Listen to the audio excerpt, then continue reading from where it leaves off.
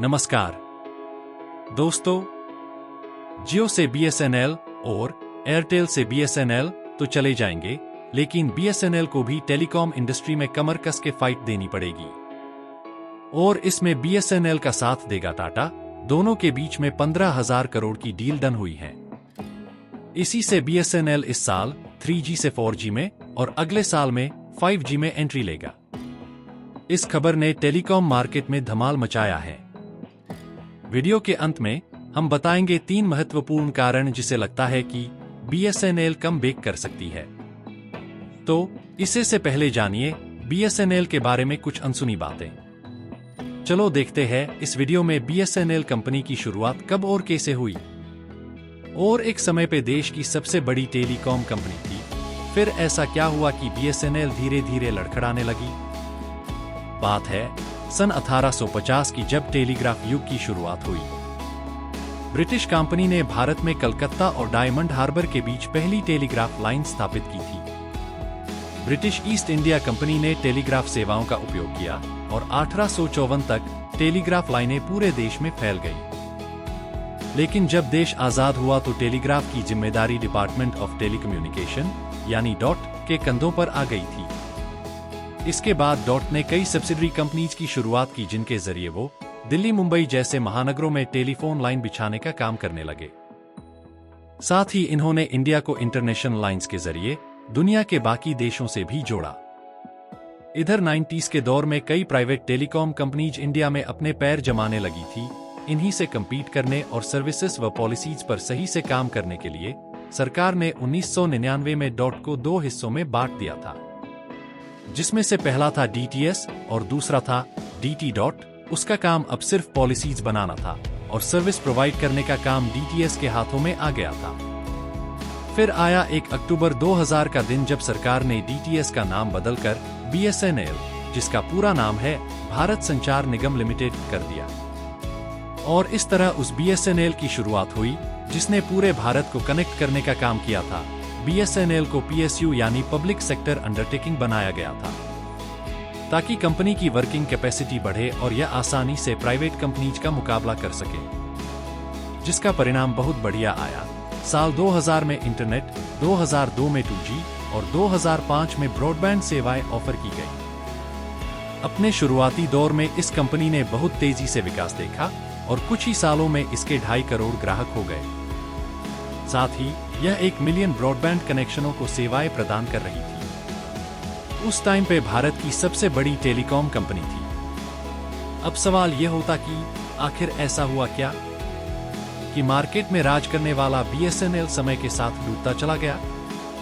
आओ देखते हैं आगे। बात है सन 2004 की। दरअसल इस कंपनी के अंदर एक बहुत बड़ा स्कैम चल रहा था, जिसके मास्टरमाइंड थे उस समय के यूनियन मिनिस्टर ऑफ कम्युनिकेशन। इस घोटाले को टेलीफोन एक्सचेंज स्कैम के नाम से जाना जाता है, जिसका बीएसएनएल पर बहुत ही बड़ा इम्पैक्ट पड़ा था। अभी बीएसएनएल इस लॉस को रिकवर करने में लगा ही हुआ था कि तभी 2008 में 2G स्पेक्ट्रम स्कैम हो जाता है, जो भारत का सबसे बड़े करप्शन स्कैंडल में से एक था। इस स्कैम में स्पेक्ट्रम लाइसेंस को मार्केट वैल्यू के मुकाबले बहुत ही कम प्राइस पर एलोकेट किया गया था, जिससे गवर्नमेंट को लगभग 1,76,000 करोड़ का नुकसान उठाना पड़ा था। लेकिन बीएसएनएल थी सरकारी कंपनी, तो सरकार धीरे धीरे कंपनी को फंड देता गया और कंपनी चालू रही। लेकिन कंपनी अपने प्रोजेक्ट और काम पे अच्छे से ध्यान नहीं दे पा रही थी। कंपनी की सर्विस और काम करने का तरीका एकदम स्लो हो गया था, क्योंकि अब बड़े लेवल पर सीबीआई इन्वेस्टिगेशन शुरू हो गई थी। इसी दौरान 2007 से 2010 के बीच इंडियन टेलीकॉम इंडस्ट्री बहुत ही तेजी से ग्रो कर रही थी और मार्केट में नए नए प्लेयर्स उतरते जा रहे थे। सभी प्राइवेट कंपनीज तरह तरह के प्लान एंड ऑफर करके वह अपने इंफ्रास्ट्रक्चर को मजबूत बनाकर कस्टमर्स को अपनी तरफ अट्रैक्ट करने की भरपूर कोशिश में लगी हुई थी। इस दौरान बीएसएनएल पूरी तरह सुस्त पड़ा था और धीरे धीरे लोगों प्राइवेट कंपनी की ओर चले गए। इतना कम था कि सन 2016 में जियो लॉन्च हुआ और जले पे नमक छिड़का। आप सब जानते ही हो कि जहां बाकी सारी कंपनियां 3G इंटरनेट प्रोवाइड कर रही थी, वहां जियो ने फ्री में 4G प्रोवाइड करने लगा और देखते ही देखते टेलीकॉम इंडस्ट्रीज पे राज करने लगा। अभी कुछ दिनों पहले ही जियो ने अपने सभी प्लान 25% के रेट से बढ़ाया है और ये देखकर बाकी कंपनियों ने भी रेट बढ़ा दिया। अब आम आदमी बेचारा जाए तो कहा जाए, ऐसे में BSNL एंट्री मारता है, वो भी टाटा को साथ लेके।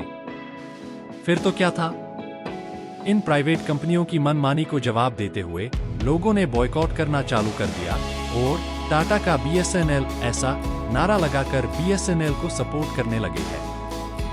दोस्तों, क्या आप लोगों को लगता है कि BSNL फिर से मार्केट में कमबैक कर सकता है?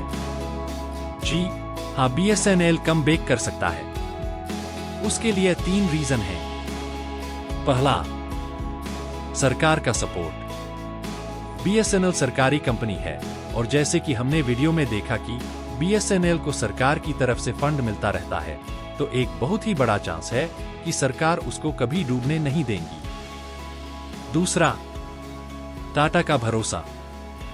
जब बात आती है टाटा ग्रुप की तो लोगों का बहुत भरोसा होता है, क्योंकि टाटा ग्रुप ने अपने हिस्ट्री में देश के लिए अच्छे अच्छे काम किया है और सारे मुश्किल कामों में सफलता हासिल की है।